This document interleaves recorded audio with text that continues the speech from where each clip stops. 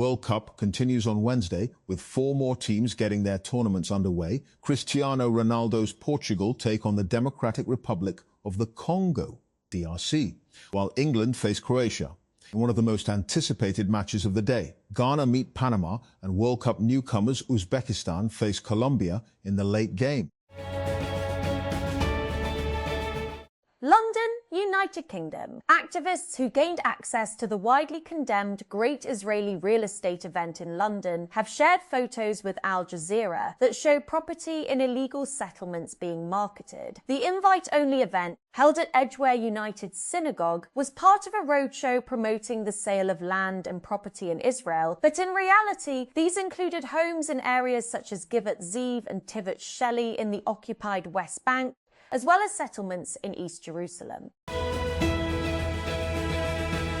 British Prime Minister Keir Starmer has said the firing of warning shots by a Russian frigate to divert a UK-flagged civilian yacht near British territorial waters was troublesome and should not have happened, but was not linked to the seizing of a Russian shadow fleet vessel over the weekend. The incident, involving a British couple travelling on a yacht, occurred on Tuesday, according to statements from the defence ministries of the United Kingdom and Russia. The small constituency of Makerfield in northwest England has found itself in the eye of the storm of British politics with a by-election on Thursday that will not only produce a new Member of Parliament, but could also pave the way for a new Prime Minister.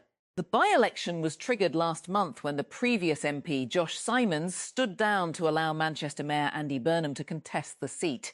If Burnham wins, he intends to challenge UK Prime Minister Keir Starmer for the leadership of the ruling Labour Party.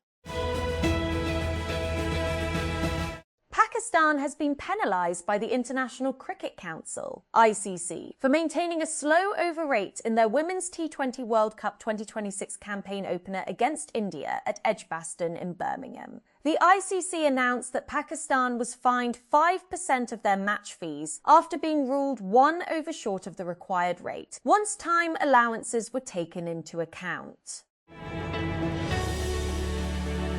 Google has released the final version of Android 17, along with Wear OS 7 for smartwatches. The update is rolling out first to Google's Pixel devices and is arriving with a new Pixel drop that adds several AI-focused features.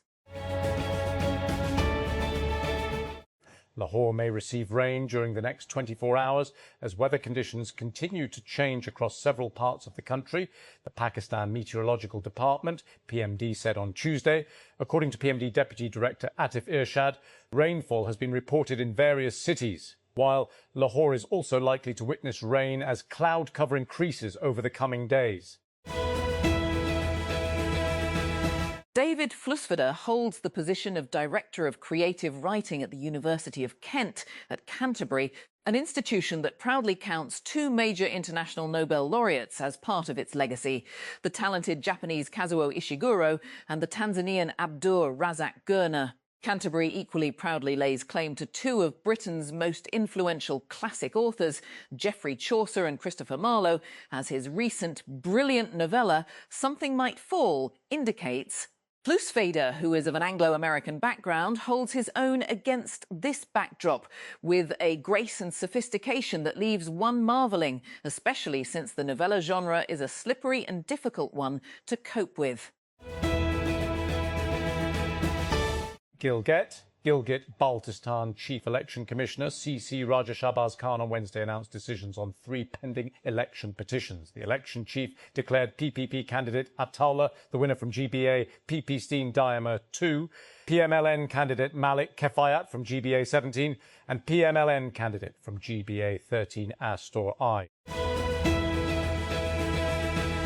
Burt Jones, who was endorsed by Donald Trump, has lost in Georgia's gubernatorial runoff to billionaire Rick Jackson, but candidates backed by the US president secured Senate nominations in Alabama, Georgia and Oklahoma in the primary elections on Tuesday. Voters also decided the party candidates for the congressional race in California and a mayoral primary in Washington, D.C., as the United States gears up for November's midterm elections, seen by some as a referendum on Trump's second term. Leaders of the G7 have pledged at a summit in France to strengthen Ukraine's air defenses and increase pressure on Moscow's war economy, including by tightening sanctions on the Russian oil and gas sectors. We, the leaders of the G7, stand united in our unwavering support for Ukraine in defending its freedom, sovereignty and territorial integrity. A statement released on Wednesday at the end of the meeting said, Several tankers carrying Iranian oil have crossed the United States blockade line in the Strait of Hormuz, according to a tracking website, 2 days before Washington entered launch more talks after reaching a framework agreement to end their war. The Tanker Trackers website, which monitors oil shipments and storage, on Wednesday identified Iran's first crude oil exports in 2 months, citing digital tracking data corroborated by satellite imagery. Police in Vietnam have seized more than 400 stolen cats in a major bust of a feline meat crime ring in Ho Chi Minh City. According to animal welfare groups and local media, more than 40 of the rescued cats were reunited with their owners after the multi-day operation last week. But several dozen of those rescued have died due to the harsh conditions they were found in, the group said. All deported passengers arriving at Allama Iqbal International Airport, AIIA, in Lahore will now be required to undergo HIV screening under a new notification issued by the airport's health department. The move is part of a broader federal initiative to screen deported citizens upon arrival in Pakistan. Under the plan, Border Health Services will conduct HIV testing at entry points in coordination with the FIA. The Khyber Pakhtunkhwa government has introduced a fast-track domicile issuance system to reduce delays, improve transparency and make the process easier for citizens. The provincial government approved major reforms to the domicile issuance system, deciding to integrate it with the Dastak mobile application and the National Database and Registration Authority, NADRA, Civil Registration and Vital Statistics, CRVS system. A measles outbreak has spread across Sindh, killing 53 children and infecting more than 2,000 others in the province this year. Dozens of children have also been admitted to hospitals as health experts express concern over the rising number of cases. SpaceX briefly passed Amazon to become the 5th most valuable company in the world on Tuesday, as the newly public company's shares continued their sharp post-IPO rally. The company also nearly eclipsed Microsoft before its shares gave back some of those gains before the market closed. Punjab has proposed new regulations for motor vehicle dealers under amendments to the Punjab Motor Vehicle Transaction Licences Act 2015. Under the proposed legislation, all motor vehicle dealers will be designated as withholding agents responsible for collecting and depositing taxes, duties and fees at the point of sale. Islamabad. Pakistan and the United Kingdom on Wednesday agreed to enhance cooperation in counter-terrorism, combating illegal migration and human smuggling, institutional collaboration and police training. The understanding was reached as Interior Minister Mohsin Naqvi met British Minister of State for the Middle East, South Asia and the UN Hamish Falconer. The Sindh Cabinet on Wednesday approved the proposed provincial budget for fiscal year 2026-27, state broadcaster PTV reported. It was approved in a session chaired by Sindh Chief Minister Murad Ali Shah, who said that every class had been catered to in the proposed budget and steps were being taken to eradicate poverty from the province, PTV said.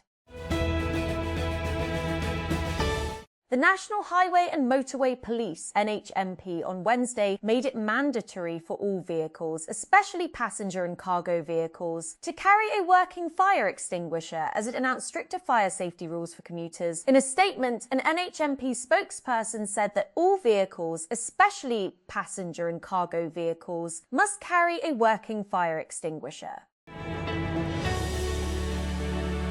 South Africa has become a hostile place for undocumented migrants, as a deadline set by protesters for them to leave the country approaches. I am very scared and traumatized. Esnat Joseph, a 36-year-old Malawian woman, told the BBC as she tried to comfort her crying one-year-old triplets. Norway's Crown Princess Mette-Marit has undergone a successful lung transplant and is recovering from the procedure. The Royal House said in a statement on Wednesday the 52-year-old wife of Crown Prince Haakon, the heir to the Norwegian throne, was diagnosed with pulmonary fibrosis in 2018, a chronic disease that causes scarring in the lungs and leads to a reduced oxygen uptake. Austria marked their return to the World Cup after a 28-year absence, with a tense 3-1 win over debutants Jordan in their Group J opener on Tuesday, relying on a second-half own goal and a last-gasp penalty from Marko Arnautovic to claim the 3 points. Austria took the lead on 20 minutes through a Romano Schmid thunderbolt, but were pegged back 5 minutes after the break when striker Ali Olwan found space in the area and fired a sizzling shot inside the far post. Iran has accused Israel of repeatedly violating the Lebanon truce linked to its agreement with the United States, warning that continued attacks could trigger a harsh response from Tehran. The accusations come after Israeli strikes killed 4 people in southern Lebanon. Georgia Republicans have delivered mixed results for United States President Donald Trump in the state's primary elections, opting for the president's preferred U.S. Senate candidate, but rejecting his choice for governor. Trump's influence is being put to the test in this year's midterm elections as 4 states and the District of Columbia held primaries on Tuesday. Oil prices are continuing to drop as hopes rise for a return to stability in global energy markets before the signing of a framework agreement on ending the United States-Israel war on Iran. Futures for Brent, crude due for delivery in August, dipped nearly 1% on Wednesday, extending declines of about 5% on each of the previous 2 days. The Capital Development Authority, CDA, has launched a major road infrastructure project in Islamabad, with Interior Minister Mohsin Naqvi on Tuesday performing the groundbreaking of along the Islamabad Expressway. The project involves the construction of a 9-kilometre dual carriageway comprising 3 lanes on each side in place of the existing service road. The road will run from Faizabad to the Gulberg Green stop and is estimated to cost Rs 7.4 billion. Lenovo has introduced the Tab Plus Gen 2, a new entertainment-focused tablet with a larger display and an upgraded speaker system. The first Lenovo Tab Plus was announced in mid-2024 with 8 JBL speakers. The second generation model now comes with 9 JBL speakers. Punjab has proposed higher token taxes for commercial loader vehicles and private vehicles and capacities under the Punjab Finance Bill 2026. The proposed legislation seeks a 3-fold increase in token tax on commercial loader vehicles. Under the new rates, vehicles with a maximum laden capacity exceeding 4,006s but not exceeding 820 will pay Rs 6,200 and Rs 6,000 compared to the current Rs 2,200, 2,000